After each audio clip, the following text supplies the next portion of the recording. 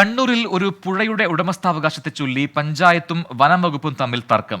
കേളകത്തെ ചീങ്കണ്ണിപ്പുഴയുടെ ഉടമസ്ഥതയെ ചൊല്ലിയാണ് കേളകം പഞ്ചായത്തും ആറളം വന്യജീവി സങ്കേതവും തമ്മിൽ തർക്കം നടക്കുന്നത്.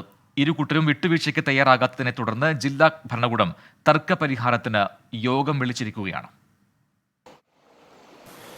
കണ്ണൂർ കേളകത്തെ ചീങ്കണ്ണിപ്പുഴയാണ് കഥാനായിക. ഉടമസ്ഥാവകാശം ഉന്നയിക്കാൻ വനം വകുപ്പിന് അവകാശമില്ലെന്ന് പഞ്ചായത്ത് വാദം. അംഗീകരിക്കാൻ വനം വകുപ്പ് തയ്യാറല്ല. തർക്കങ്ങളൊന്നും അറിയാതെ ശാന്തമായി ഒഴുകുകയാണ് ചീങ്കണ്ണിപ്പുഴ.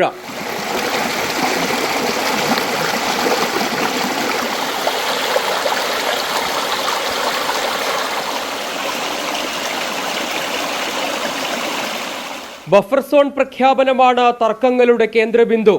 പുഴയുൾപ്പെടെ 50 മീറ്റർ ബഫർ സോണായി ആറളം വൈൽഡ് ലൈഫ് വാർഡൻ പ്രഖ്യാപിച്ചത് കേളകം പഞ്ചായത്ത് ചോദ്യം ചെയ്തു. പിന്നാലെ ഡിജിറ്റൽ സർവേയെ ചൊല്ലിയും തർക്കം.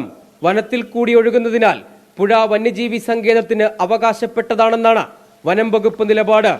1905 ബ്രിട്ടീഷ് വിജ്ഞാപനമാണ് വനം വകുപ്പ് പിടിവള്ളി.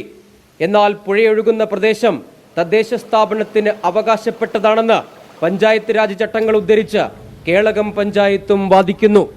ഗ്രാമപഞ്ചായത്തിനെ സംബന്ധിച്ച് വളരെ വ്യക്തതയുണ്ട്. കേളകം പഞ്ചായത്തിൻ്റെ അധീനതയിലാണ് വരുന്നത്.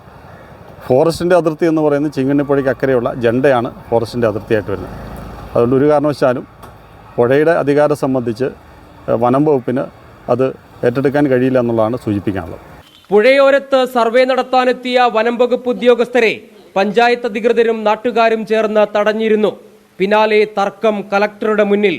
വിഷയം ചർച്ച ചെയ്യാൻ നാളെ സംയുക്ത യോഗം വിളിച്ചിട്ടുണ്ട്.